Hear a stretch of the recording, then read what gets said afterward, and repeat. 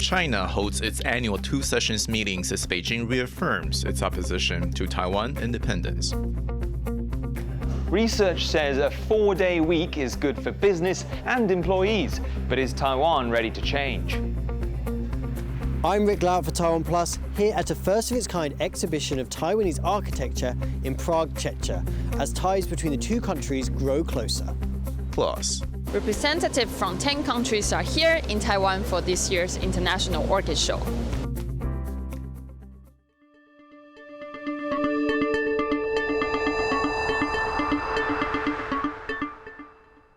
a warm welcome to Taiwan Plus News. I'm Ethan Liu. China is increasing its defense spending for the 8th year in a row, citing escalating threats. The 7.2% increase was announced at the beginning of the annual National People's Congress, a rubber stamp parliament due to confirm President Xi Jinping's third term. Outgoing Premier Li Keqiang, meanwhile, used his address to reaffirm that China, which now already controls the world's largest army and navy in terms of numbers, resolutely opposes an independent Taiwan. The annual two-sessions meeting in Beijing opened to thunderous applause from China's top officials. The country's most important political gathering takes place over 2 weeks to set the national agenda and the ruling Communist Party's policies for the coming year. The first session is the Chinese People's Political Consultative Conference, or CPPCC, an advisory board with over 2,000 representatives from various sectors and organizations across the country. The second is the National People's Conference, or NPC, China's lawmaking body comprised of around 3,000 legislators. It acts as a rubber stamp for China's one-party system. For the first time, a new batch of representatives from the tech hardware sector has been included. This is seen as a sign that Beijing is looking to strengthen its capabilities. It currently relies heavily on Taiwan for semiconductors. Outgoing Premier Li Keqiang gave a short speech on China's Taiwan policy, which remains unchanged. 我们要坚持贯彻新时代党解决台湾问题的总体方略，坚持一个中国原则和9·2共识，坚决反独促统。 China has recently ramped up its military drills around Taiwan and has said it would take the island nation by force if necessary. That's despite the Communist Party in Beijing never having ruled Taiwan. Taiwan's Mainland Affairs Council, responsible for cross-strait policies, replied to Li's comments. We once again call for Beijing's recognition of the fact that the two sides of the Taiwan Strait are not subordinate to one another. They should respect the people of Taiwan for upholding the Republic of China's sovereignty and believing in freedom and democracy and stop trying to divide the nation. Chinese officials are projecting a 5% GDP growth, a modest prediction after missing the mark in 2022. But military spending will increase 7.2% to $225 billion, faster than the economy is expected to grow. This is the first two-sessions meeting since Xi began his norm-breaking third term as president. Analysts say China could see drastic changes as Xi looks to further consolidate his power. Klein Wang and Bing Wang for Taiwan Plus. For more on China's two sessions, Taiwan Plus reporter Bing Wang spoke to Ian Chong from the National University of Singapore. Can you explain the significance of the two sessions? So the two sessions are National People's Congress and the Chinese People's Political Consultative Committee, and what they essentially do is to set the path for China's legislative agenda and policies for the year forward. This year is of particular significance because it comes right after the 20th Party Congress. The sessions are expected to last 2 weeks. Will we see any big changes? So what we might see is, well, it's already been intimated in Premier Li Keqiang's work report, which is the greater integration of tech and business into the party. The Chinese system is one where it's sort of, there are two tracks, right? There's the party track and there's the state track. Now there's some effort, I suppose, of subsuming the state even more into the party. So that's, I think, the big change that people are looking for. The outgoing Premier Li only spoke about Taiwan for maybe 100 words. Is there a significance to that? So I suppose, given the public nature of the speech, the intention is probably to dial down some of the tensions surrounding Taiwan. But the issue of the PRC's position on Taiwan is that especially under Xi Jinping, it seems to want to push forward on its unification agenda. So what is intimated in Premier Li's speech, whether that carries over into subsequent policy, that remains to be seen. That was Ian Chong from the National University of Singapore speaking to Bing Wang. And speaking of escalating threats, Taiwan's Defense Minister Chiu Kuo-zhen says the country is in discussions with Washington over storing U.S. military ammunition in Taiwan.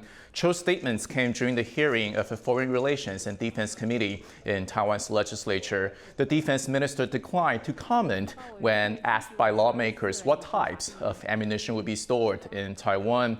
The United States already stores ammunition in Japan, Korea, and the Philippines. The supplies could be used in case of a conflict in the region.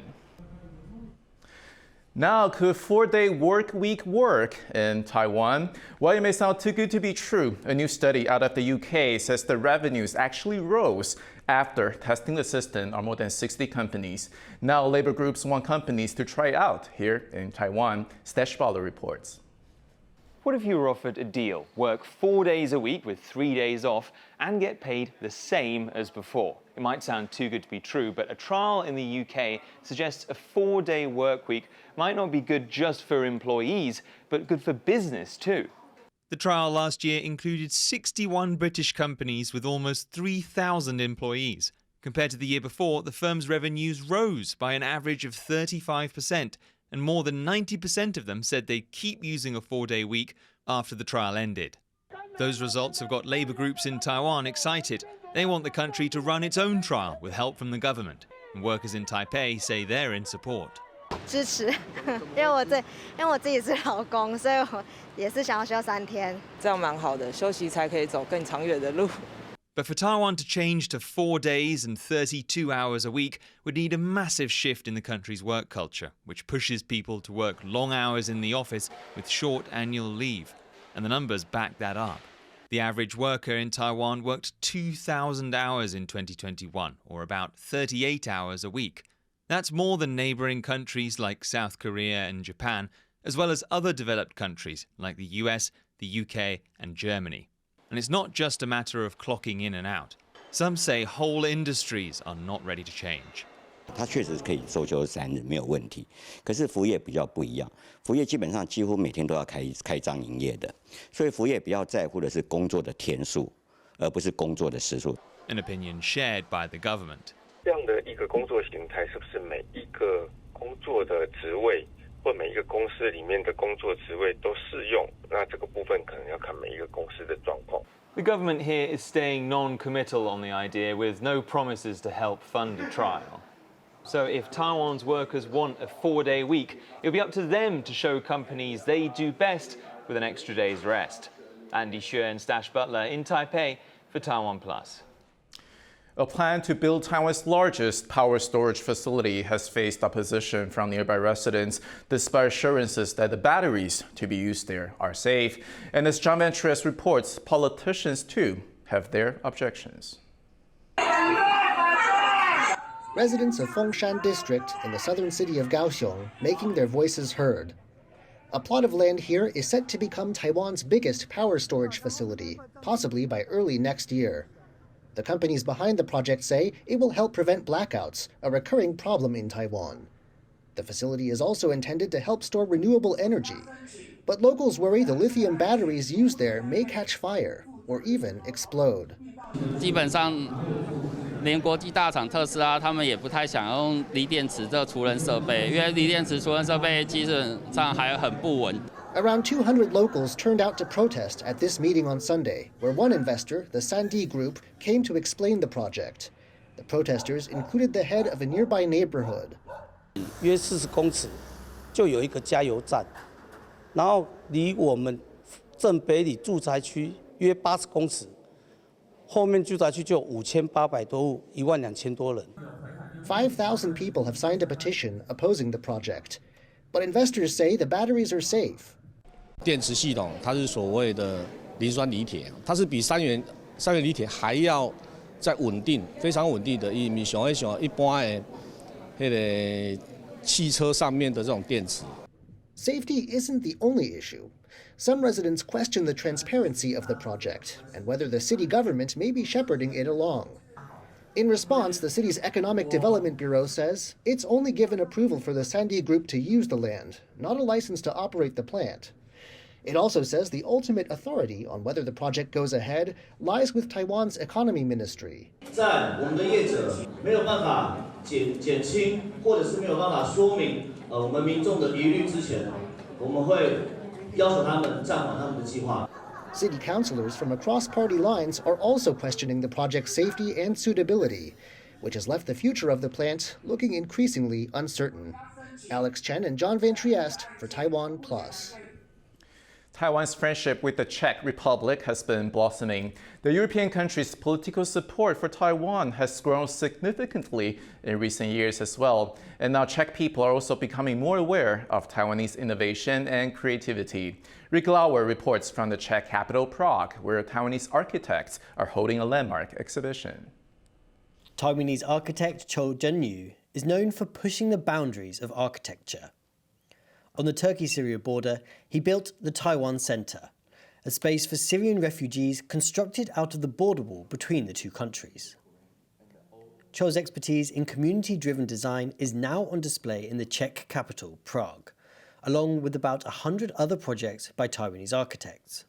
In this exhibition, you will not see heroic architect with extravagant, expressive, formalistic approach. In this exhibition, instead, you will see some work are very, very, very small with a very, very limited budget. But this work is truly related to the life of the community, especially the disadvantaged group of a community. And then you will see the architect try their best to challenge the regulation, the law, or even the conservative disciplinary practice, and use their work and devote their life and wisdom, take action, and improve the life of this group of people.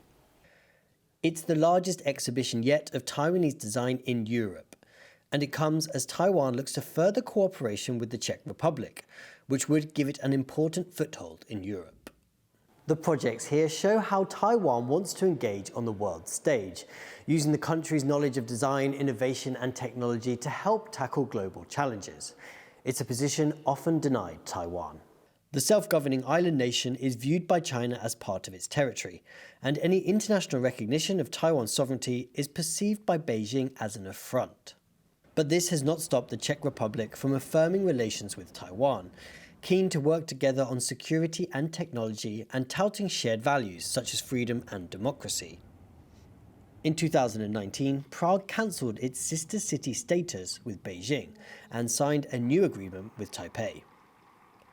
The newly elected Czech president, Petr Pavel, is expected to elevate ties further in the face of protests from China. And later this month, the country's parliamentary speaker is set to lead one of the largest ever European delegations to Taiwan. At the opening of this landmark exhibition, the two countries' architecture associations signed a memorandum of understanding, pledging more exchanges like this one. We are different, coming from different roots, from different culture, but we are both democratic countries. I very much admire your fight for independence as Taiwan. We support you, and we believe that we can exchange a lot of information. Nowadays that everybody realizes Taiwan is a freedom country, and they know it's quite different from China, and they would like to make friends with Taiwan. And of course, the first stage, I think the first step is always the professional communicate with each other. That because we always speak in the same language. It's building is building. For Cho, this celebration of Taiwanese architects is also a chance to display a shared humanity that transcends borders. We are different, but we are one. We are the one facing the similar problem. We are all facing a gradually divided society. because of the universal sympathy and empathy, we should work together. We should fight together, fight for a better future.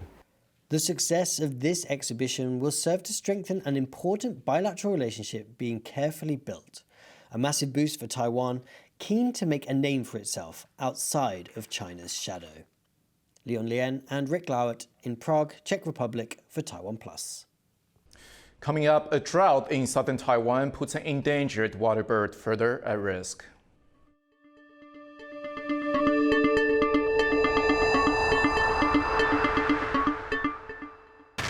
In the face of adversity, the power of truth. A roadmap for a just and open world, charted by the freest country in Asia. Taipei for TaiwanPlus. TaiwanPlus News, a voice of freedom in Asia. For more stories from Taiwan and even Poland, please download the TaiwanPlus app.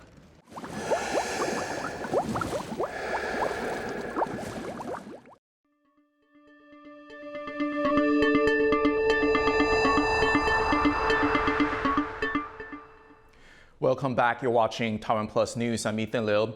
Thousands of people are displaced after massive fire devastated a refugee camp in Bangladesh. An estimated 2,000 structures were damaged in Cox's Bazar on Sunday, leaving about 12,000 people without shelter. 35 mosques and 21 learning centers were also destroyed. There are currently no reported casualties. Cox's Bazar is one of the world's largest refugee camps and home for more than 1 million people. The majority of its residents are Rohingya Muslims who fled violent military-led crackdowns in neighboring Myanmar.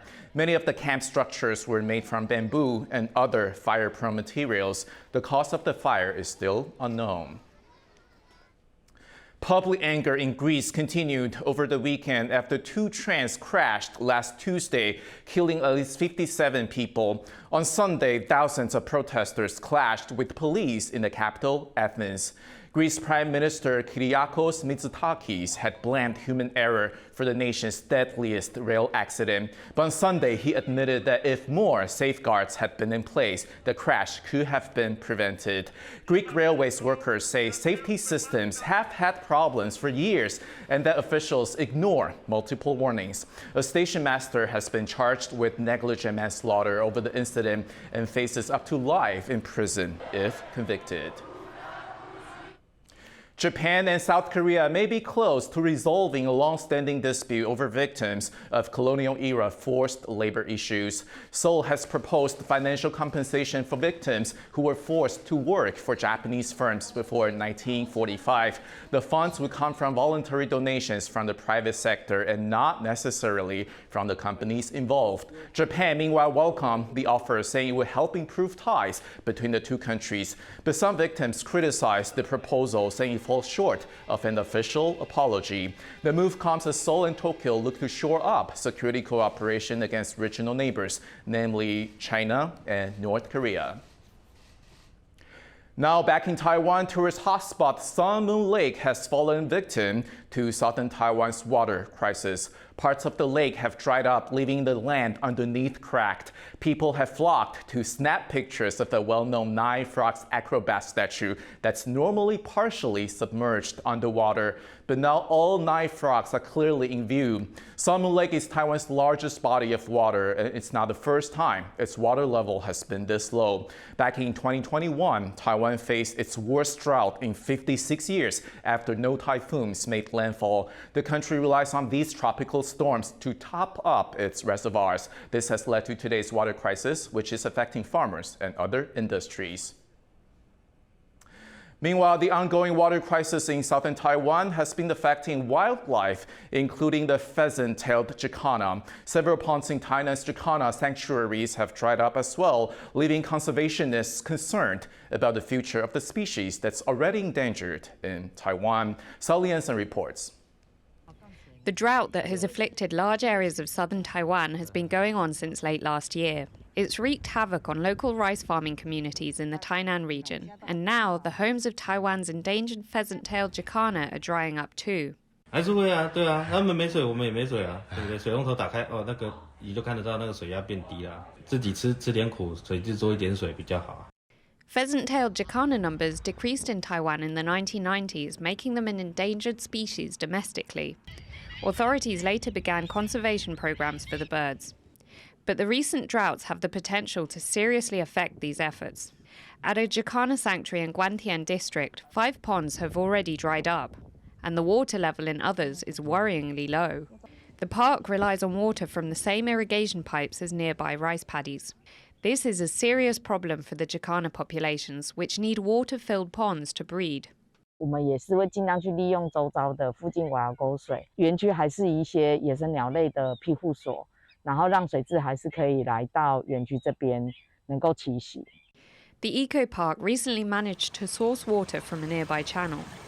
In the meantime, workers at the sanctuary have taken the opportunity to clear the pond of weeds. But with still no sign of rain and the drought continuing, conservationists are becoming increasingly worried about the local jacana's future. Patrick Chen and Sally Jensen for TaiwanPlus. The water crisis in Taiwan is ongoing, and Sally Jensen spoke to Bo Renxu, senior researcher from the Environmental Rights Foundation. Is this water crisis more to do with climate change, or is it more to do with the semiconductor industry using a lot of water? 台湾其实过去就，特别是像南部，本来就会有冬天容易大旱的情景嘛。那现在显然气候变迁的原因，让这个事情变得更剧烈了。那但是同时我们半导体的用水需求又大量增加，所以是变成是局面比以前更加的艰困。So farmers say that they are being sacrificed in favor of industry. Are semiconductor manufacturers using up the farmers' water? 那如果光看曾文跟乌山头每天的自来水供应量是45万吨，那南科也就用掉一半。所以农民说，他们的水大部分是被南科拿去用，这话我觉得也没有说错。对，所以农民去理解说他们是为了南科、为了半导体而被牺牲，我觉得这个是完全是合理的说法。So what's Taiwan's government doing?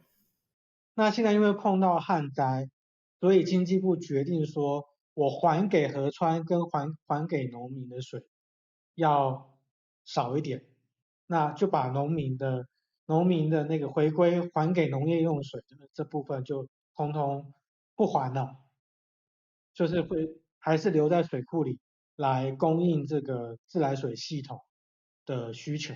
台湾还没有发展一套这种极端旱灾的时候，那到底灌溉怎么处理的做法？那这个应该是可以处理。Are you worried about the future? 那当然是担心啊，气候紧急这件事情看起来是真实在发生了。对啊，那很大的旱灾频率越来越频繁嘛，所以我们刚刚讲的这些措施真的就其实没有等待的空间了，没有等待的时间了啦，得赶快做。That was Bo Renxu of the Environmental Rights Foundation talking to Sally Jensen, and you can find the full version of the interview on the TaiwanPlus website. Exports of the orchid are valued over $200 million annually, and these eye-catching flowers are on display at the 2023 Taiwan International Orchid Show. Our reporter Irene Wu was there.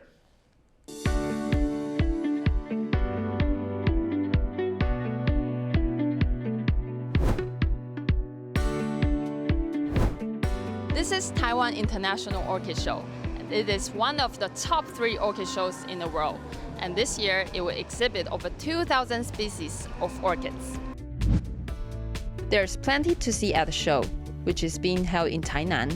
There's an award-winning orchid, an orchid that glows in the dark, and a tunnel made up of hundreds of orchids. The theme of this year's show is dinosaurs. Fossils prove that orchids live at the same time as the giant reptiles. The expo showcases Taiwan orchid growers' efforts and lets them interact with buyers from around the world. 我们都是希望能够跟中央合作，跟业界专家合作，也能够跟汲取国际的经验让台湾的兰花产业能够蓬勃的发展，让台湾的兰花像荷兰的郁金香一样，能够养更多的农民啊，带给台湾更多、更好、更大的经济价值。The expo is hugely popular, with more than 100,000 visitors expected to come from Taiwan and abroad. No, it's the third time already. So it's some years ago came the first time, and Taiwan is always great. It's always good to come here. We love it, really.